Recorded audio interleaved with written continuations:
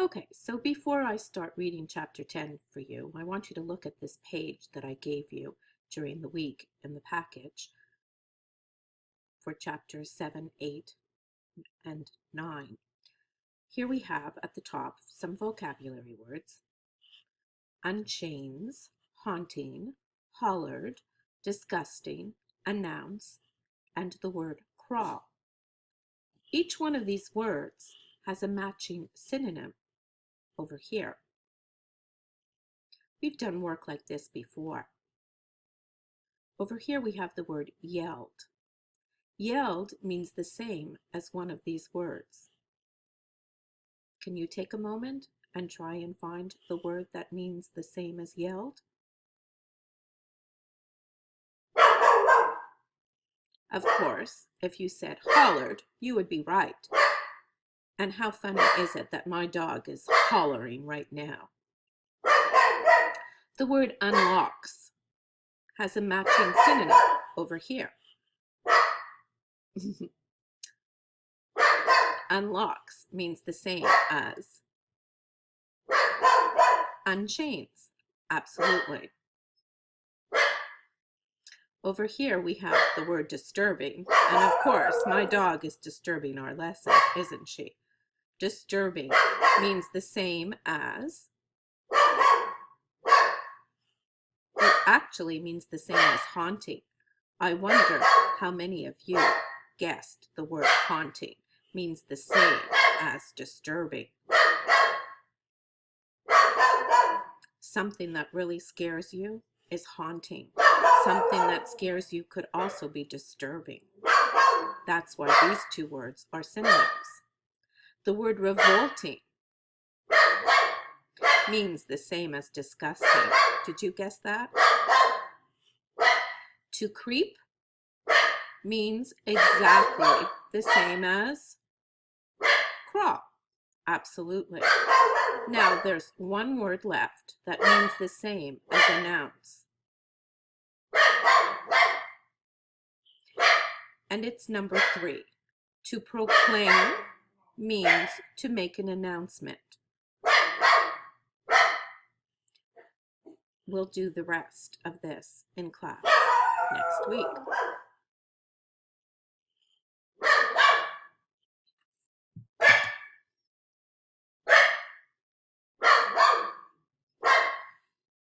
I'm going to stop and wait for my dog to stop barking.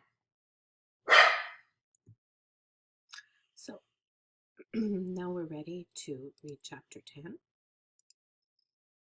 My dog has stopped barking and all is good. So in chapter 10, what will we find? It turns out that Alan and Paul, the boys who won my contest, liked being in charge of the camp newspaper. They formed all kinds of committees and hardly missed any of their regular activities, and Mrs. Bindle volunteered to run off copies for them. Some people really take the easy way out.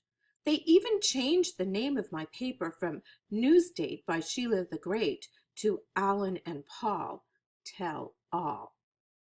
Mouse is one of the camp reporters. She acts like that's a big deal. You must really not like newspaper work if you gave up just after 1 week, Mouse said.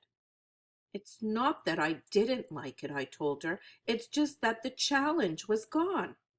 Well, Mouse said, I think it's a challenge every week, and I've decided that I'm going to be a real reporter someday. And I'm going to have a byline too. So when you see by Mouse Ellis in your newspaper, you can tell your friends you knew me when I was starting out. Are you imagining what the word byline means? Take a look at a newspaper or a magazine, and you will see that everything that is written in a newspaper or in a magazine is written by a reporter, and that reporter gets to have his or her name printed in the newspaper underneath the title. This is why we call it byline, because it was written by that particular reporter. Swell, I said. You do that.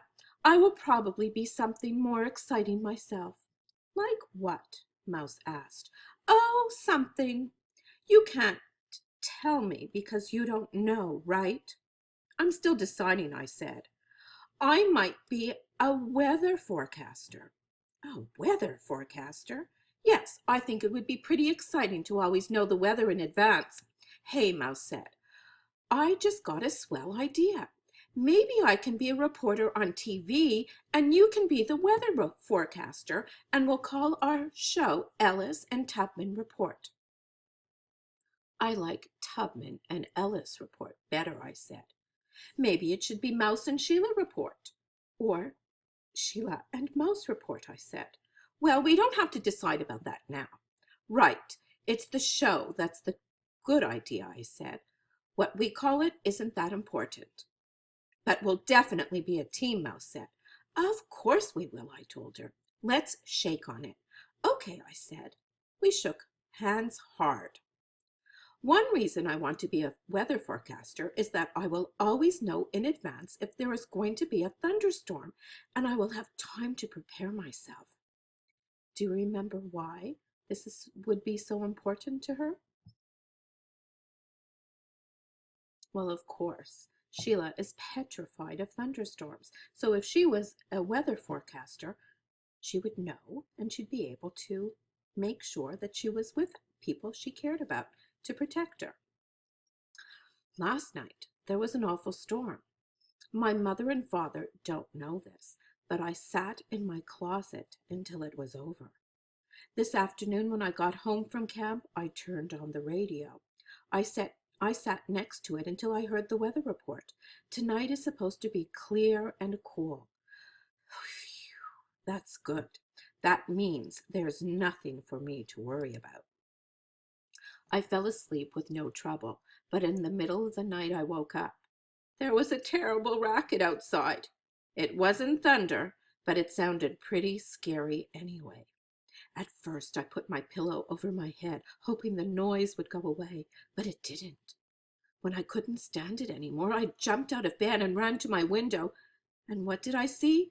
2 Jennifers, as if one isn't bad enough, and both of them baying at the moon at the same time. The next morning at breakfast, I told the whole family about Jennifer's friend. Everyone seemed to think it was very funny. Everyone except me. 2 days later, Libby reported that Jennifer's friend is definitely a boy dog. How do you know? I asked. I saw him make, Libby said. He used the big tree in the backyard near the fence. I'm not surprised, Daddy said. Jennifer's friend comes to visit every night now. It is getting harder and harder to sleep in this house. In the morning, Jennifer's friend is gone. We don't know who he belongs to. I don't like leaving the house these days. I know it isn't safe. I told my mother Jennifer's friend just runs around loose. You can't expect me to go outside with that dog around here. He only comes at night, Mom said. That's what you think, I told her, but you can't be sure, can you? No, Mom said, I can't be sure, but there is nothing for you to worry about. Jennifer's friend is perfectly harmless. Oh, he is he? Did he tell you that? Did he ring the bell and say, Hello, Mrs. Tubman, I'm perfectly harmless? My mother sighed. I can see there's no point in discussing it with you. Your mind is already made up. A few days later, Mouse was over. We were yo-yoing in the driveway.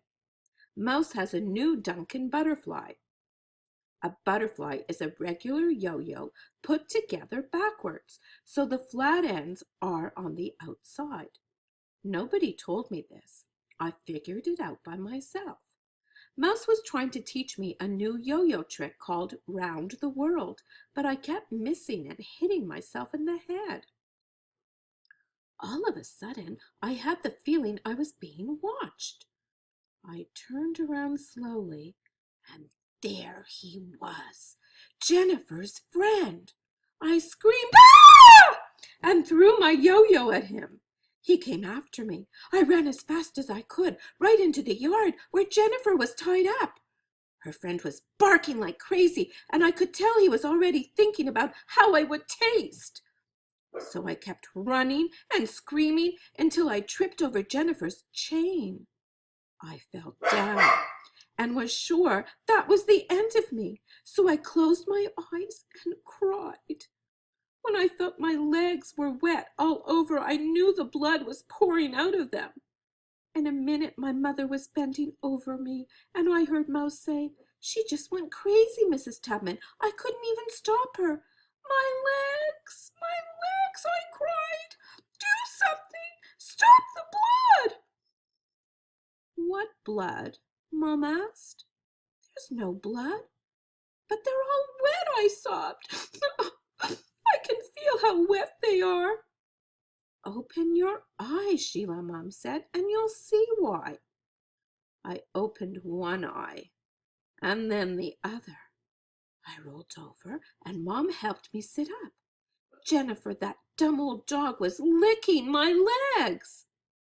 "I'm going to get awful hives," I told Mouse. "Just awful. They'll probably big as they'll probably be as big as apples." Mouse didn't say anything. She just looked at me and shook her head. Later, Mom took me to the doctor because when I tripped over Jennifer's train, I scraped my leg. I said, "I told you, didn't I? I told you it wasn't safe to keep that dog around here. Just see what she's done to me. Just see." "Jennifer and her friend did not do anything to you, Sheila," Mom said. "And if you had just kept calm, nothing would have happened at all." "I was calm," I said. "Jennifer's friend is the one who got all excited. And did you see the size of his teeth?" Mouse came over after supper. "I wanted to make sure you were okay," she said. "I'm fine," I told her. "Did you get hives?" "Hives? Yes, from Jennifer licking you." "Oh, yes, I got hives," I said, "all over my liver and intestines." "Your liver and intestines?" "Yes, and the doctor said I was really lucky this time. I didn't get any on my lungs.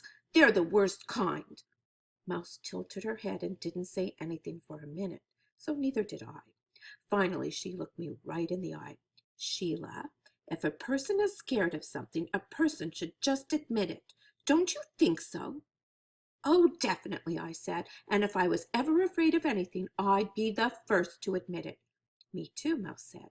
"Did I ever tell you I'm scared of dragonflies?" "You are?" "Yes, even though I know they can't hurt me, I'm very scared of them. How about you? What makes you afraid?" "Oh, let me think." "Take your time," Mouse said. "You know," I told her, "I really can't think of anything I'm scared of, except maybe lions." "Lions?" "Yes, you know, lions." "And that's it?" Mouse asked. "Yes, I just can't think of anything else. Not another thing." Mouse tilted her head to the other side. Was she trying to get a different view of me? "It's getting dark," I told her. "Remember, your mother doesn't like you walking around in the dark." "I'm going," Mouse said. "See you tomorrow, Sheila. I hope you don't run into any lions." "Ha, ha," I called. Soon after that, Jennifer's friend stopped coming to visit, and Jennifer made unhappy noises at night. She refused to eat. Daddy got worried and took her to the vet, and that's how we found out Jennifer is going to be a mother. Daddy wrote to the Egrons telling them about Jennifer. They wrote back, "Dear Buzz, Jean, and girls, we are enjoying England, although the boys miss home and Jennifer. We are all thrilled to hear the good news. Imagine our little Jennifer a mother. Thank goodness we'll be home for the big event. Of course, you get the pick of the litter. I know having a puppy will make the girls very happy, especially since they are taking care of Jennifer this summer. We are glad to hear that you are all comfortable in our house and that the girls like Tarrytown. See you in September. Sally, George, and the boys. P.S. Bobby wants to add something. My mother says that a girl named Sheila is in my room. Did she find my note? Tell her this. Just remember